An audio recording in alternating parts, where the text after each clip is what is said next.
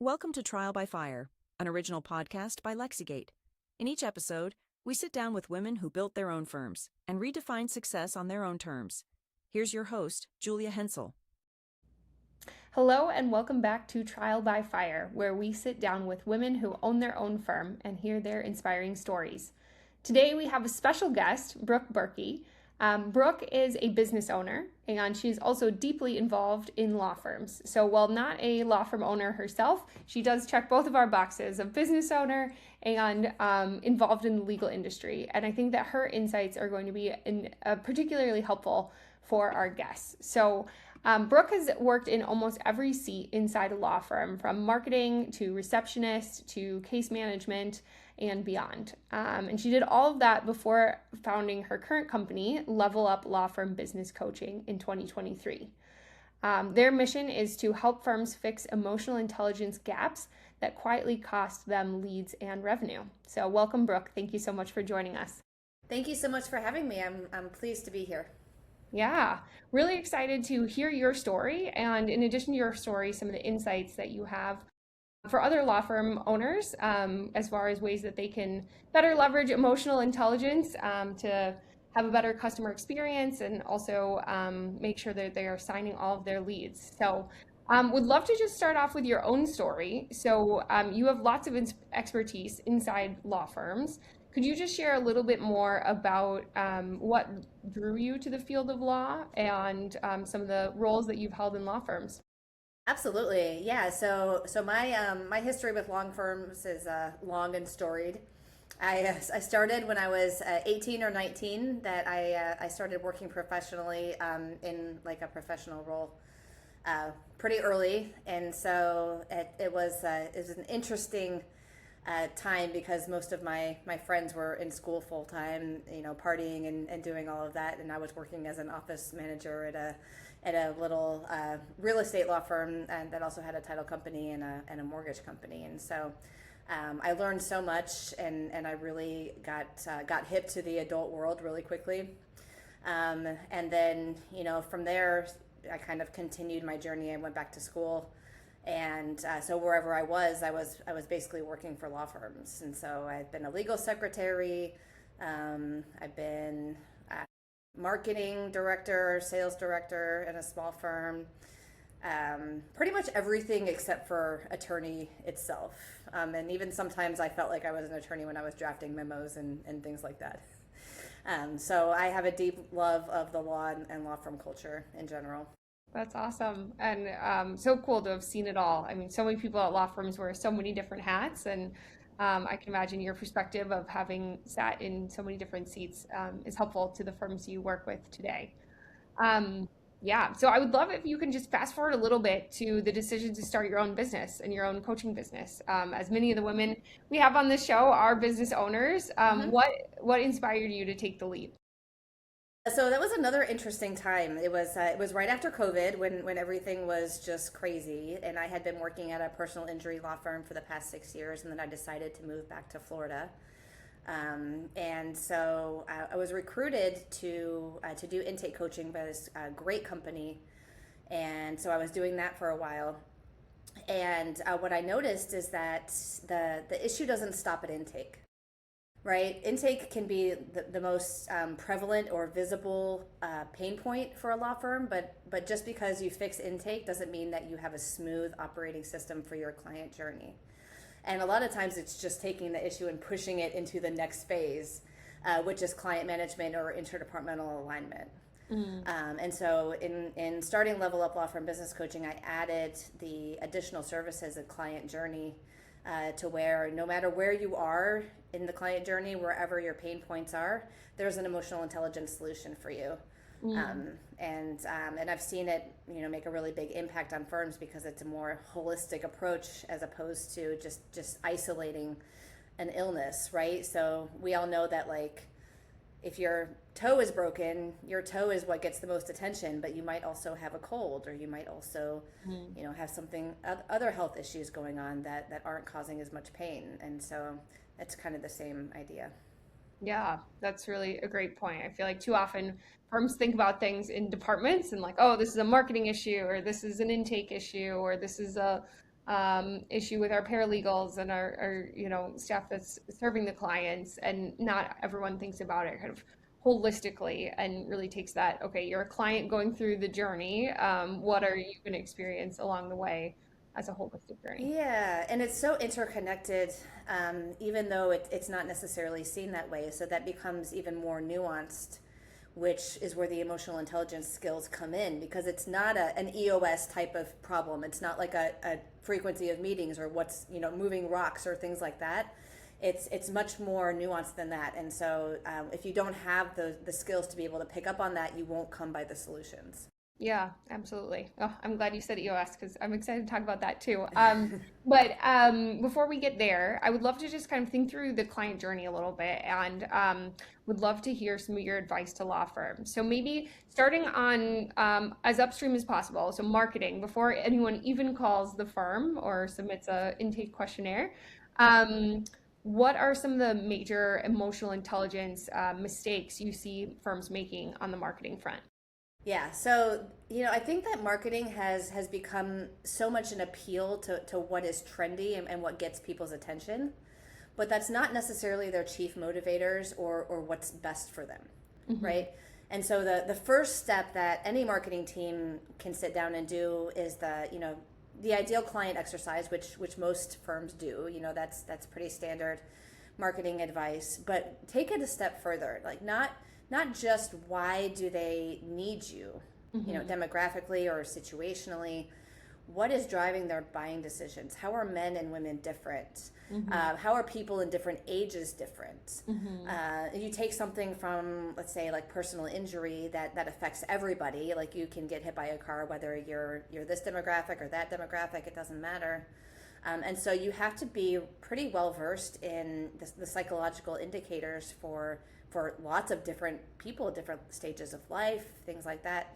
And we all know that we want to be reaching their motivators in marketing. And so that's where we really start. And then we want to make sure that our marketing and sales are integrated. So a lot of firms look at them as very different. I look at them as a spectrum. So just going across the way marketing is here, sales is here, but you're on the same line.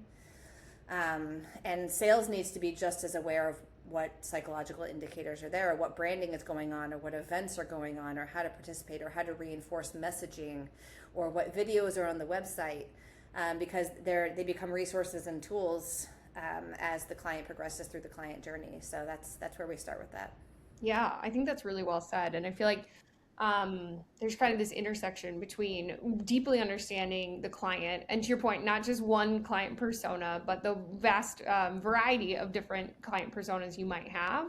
And then also understanding who do you want to be as a firm and what makes you different and how do you want that to bleed through your marketing. I think way too many firms are not thoughtful enough about what are their actual differentiators. Like so many firms are out there saying, oh, we're the strong arm or whatever, but no firm out there is saying they're the weak arm, right? So it's like, if no one will take the opposite position, is it truly a differentiator? And so anyway, I think it's just interesting to think about, I often challenge our clients to think about, okay, what is it that actually makes you different, that you want to come through in your marketing? And then how does that tie into the unique client personas, like you were saying, and who you want to serve? And that should be at the core of your messaging, whether it's on your site and your little recording when people call in your radio ads you have, etc. Yeah, absolutely. And it needs to be a full through line. Like a lot of, I shouldn't even say a lot of, most law firms are out there saying, we care about the client. Like we're different because we really care. Yeah. And if your marketing message doesn't have a through line all the way through resolution, you're going to lose business. You're going to gain opportunity cost. It has to really match what you're saying. Totally. Yeah. And if you're going to say we care, how do you put your money where your mouth is and show that throughout, to your point, the entire rest of the journey, not just until they've gotten their check, but even afterwards, as far as remembering their birthday or sending them a gift at a key milestone. And anyway, there's so many things you can do. And that's where emotional intelligence really comes in, because it's not just about whether or not you're hiring people who are kind. Like, yeah, please hire people that are kind. Yeah. Like that's like the pay to play. Yeah. Yeah. But emotional intelligence is a science. It's something that you don't have the technique until you learn it. Absolutely. Maybe I'd love to keep continuing in our journey then to intake. So, say someone does call the firm. I know specifically within intake, you guys have a secret shopping program where you will actually experience your client's client experience on their behalf. What have been some of the biggest mysteries you've uncovered, or things that you are often telling firms from the secret shopping experience? Well, it's actually incredibly simple. Most law firms are not using a script. Mm-hmm. And so, they pick up the phone however they want, or maybe you have a standard greeting. That's a step in the right direction. But from there, it's just kind of like, well, huh. Yeah. It's like, I'm calling about this, and I'm hemming and hawing until I can figure out what to do next. And then, a script just eradicates that problem completely, because if your team members are using a script, then they know exactly where they're supposed to be. But it's a conceptual script, as we call it. So we don't write down every word that an intake specialist should say. They should get the concepts and then kind of move through the structure of a call using that conceptual script. But you would be amazed at how many floundering experiences are out there. And it's like, oh, okay, let me try to get in touch with it. Oh, they're not available. It's like, why would I trust you with my case? Totally. Yeah. I do end up listening to a surprising number of our clients' calls, because while we focus on the marketing front, marketing is nothing if you're sending leads into just a buzzsaw of terrible Exactly. intake, right? Yes. So anyway, I find myself listening to calls more often than I should. I need to call you more, I guess, is the moral of the story. But anyway, one thing that always baffles me is oftentimes the firm, it feels like they're so focused on the intake, on what they need to get from the person on the phone. And, I need to know where they at fault. I need to know if they've had medical treatment, all the things for their little questionnaire to know if the lead is qualified. And I mean, look, I'm a marketing person. I'm all about qualifying your leads. Yeah. But I feel like not enough think about what do they need to give to that person during the call. Like, give them assurance that that they're a good fit for their case. Give them the assurance that they did the right thing to call a lawyer. Give them, like, what do they need to give them, and not just what do they need to take from them through that experience. 100%, and that's that. We call that external focus. So you teach them how to really understand what motivated the person to call.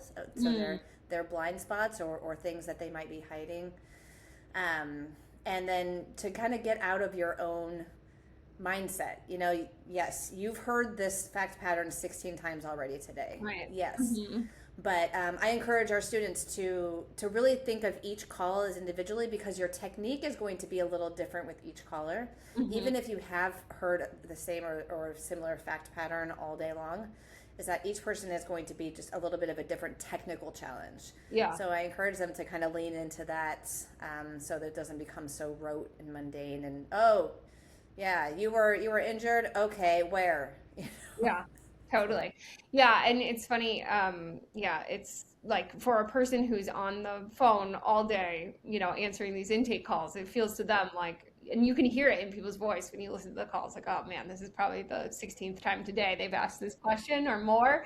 But for the person calling, it's not the 16th time they've said that. It's the first time they've talked about a very traumatic experience in their life. And so I'm curious if you had advice on the art of turning down a lead. So this is something, so outside of LexiGate is the SEO company that we have, but then we also own a review removal company called RepSpert. Okay. And that removes 1-star Google reviews. And the most common 1-star Google review I see by far on any law firm site is just, they said they wouldn't take my case. Okay. And so I'm curious if you have advice on, like, say someone calls and they have no case. Like, to be honest, it's like they're at fault or whatever it is. Yeah. It's not the case. But so the responsible thing to do as a law firm is to turn that down. But are there ways to do that in an emotionally intelligent way, or guides that you give folks on that? Yeah, so it actually starts way earlier in the call with what we call chief concern. Okay. So the caller is not going to trust you until they believe that you care more about them than they do about yourself. right? Okay. Yeah. And so what we do is we ask them, we say, I understand you were in a car accident. I'm so sorry to hear that. Do you mind telling me what's most on your mind today? And they, sometimes they can say it right away, and sometimes they're like, oh, I can't believe you asked me that. Yeah. Let me think about it. And then, they'll come up with an answer either way. And from that point on, they believe that you care about them. Yeah. And so, as you do the intake, you can reinforce that you care. You can do empathy and confidence statements along the way. But if they don't believe that you care about them when you turn them down, that's what makes them the most angry. Like, it's reasonable that you can't take a case. But if they feel shut down and like you didn't even care, that is the anger inducing. Totally. That totally resonates, because often the review goes like this. Like, they said they wouldn't take my case. I can tell all they care about is the money. And usually that's a component of it. And, these greedy people, never give them your case or whatever is usually how the review reads. But I think I love what you're saying of like, you need to establish that tone up front that like, this is not, because if you lead out of the gate of just like, were you at fault? It's like all that you're looking for is dollar signs. And that's so obvious to people. It is so, yes. Thank you for saying that. It is so obvious to people. I mean, it might not sound obvious to you when you're saying it, because that's just the answer to the question you need. But I feel like the person on the phone, I think they can tell that, that's not how you talk to a friend. Like, if a friend told you you were in a car accident, you wouldn't say, oh gosh, well, were you at fault? They say, what's most on your mind. So I use that all the time in training. I say, what if you were across the table from your friend at a coffee shop? How would you respond? It's like, or your grandmother. I say, what if it was your grandmother? I love that. It's a great idea. Cool. Okay, so then moving on past intake, what are some of the common themes you see as far as either mistakes or, on the flip side, key wins of things people can do really well once someone has a case and becomes a client? Yeah, so the first thing to address is interdepartmental alignment. Okay. And this is a really sticky area because, intake's job is to sell.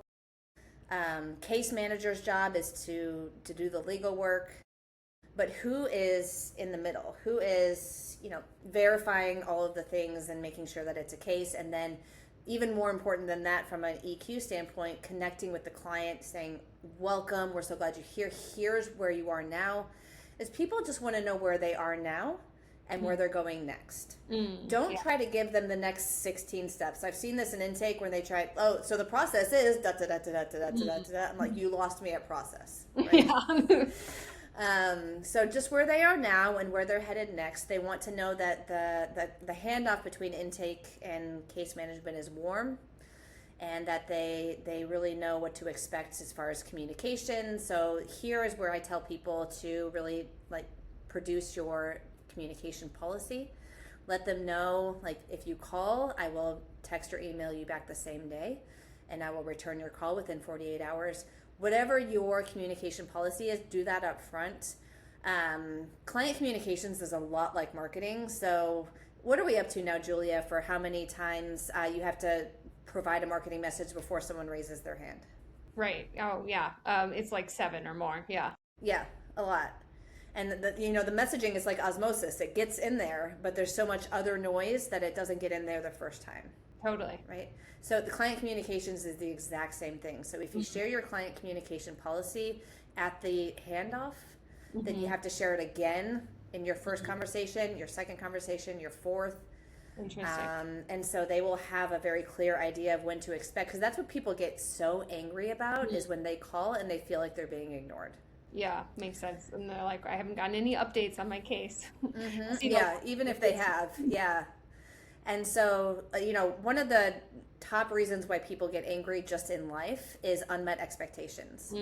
Yeah. So you have to be very clear with them on what they can expect, so they aren't expecting something different and then it goes unmet and then they get angry. Yeah, that's really wise. One of my favorite phrases is happiness is expectations minus reality.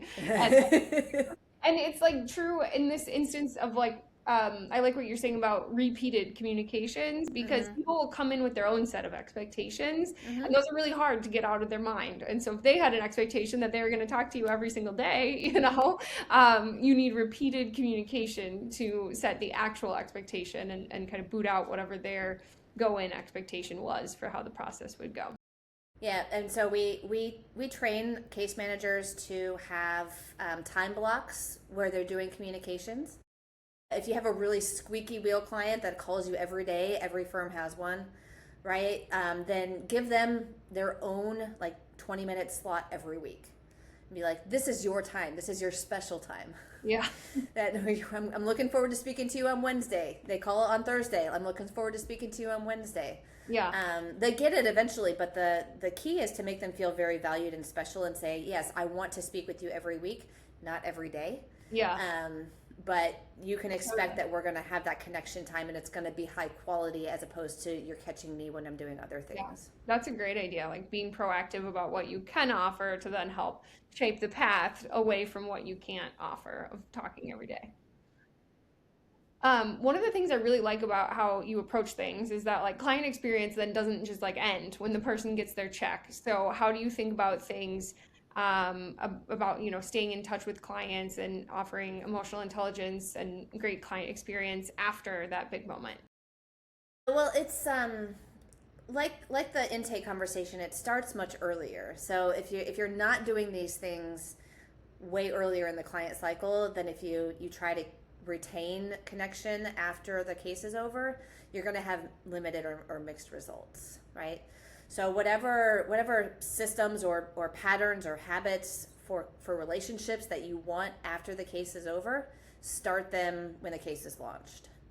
And then it's like the relationship never ended. So if you're like, well, we send them our newsletter. Okay, great. Did you send them the newsletter the first week they were your, okay, great. We send them a birthday card. Okay, great. Did you do that when the case was launched? Perfect. Right? So it's just like that consistency. So they're not seeing it as an interruption. You don't want them to see the finality of the end of the case. You want them to see oh, this is just going to continue much in the same way that it did before. Now, of course, you can't call and chat with all of your former clients. But the staples, and then every once in a while, kind of put it in a cycle that you're just going to reach out to the former client, and kind of cycle through former clients so that it's not overwhelming. Yeah, that makes sense. And I like the thought of, if you can, through your relationship with the client while they are a client, they can become such fanatics of you and the firm through having a great experience, then it's not this big ask for referrals, ask for referrals, ask for referrals, right? Because if people had a great experience, they will refer. They had a really positive time. And you want to encourage this type of relationship. I've got a lawyer. People love to say, oh yeah, I've got a guy. When I was working in the PI firm in DC, we had several clients like that they would just send all of their people to us, no matter what the practice area. Yeah. Because they knew that Frank was going to take care of them. Totally. Right. And that was really special. And so it's you want them to send you whatever comes along, because you're going to take care of their friends. You're going to take care of them. Yeah. I mean, you're going to refer it out if it's a divorce and you do PI, but it's it's still but that they trust you, relationship. And that trust extends to the people you trust too. Well, I'd love to talk a little bit more about the big buzzword we are all talking about right now, which is AI. So how do you see AI factoring into this journey? What are ways you feel like AI can be helpful to emotional intelligence? And are there ways you see it kind of making people less emotionally intelligent as they become more artificially intelligent? So it's a big question. And so the baseline is what I say is, whatever you're investing in AI, invest in EQ. Those two endeavors should be parallel and not mutually exclusive, right? There is a documented and demonstrated inverse relationship between reliance on AI and emotional intelligence. Same thing with critical thinking. And so you just have to be really careful. Whatever you're offloading, are you also doing something that will unload the other side of it so that it doesn't become two dimensional?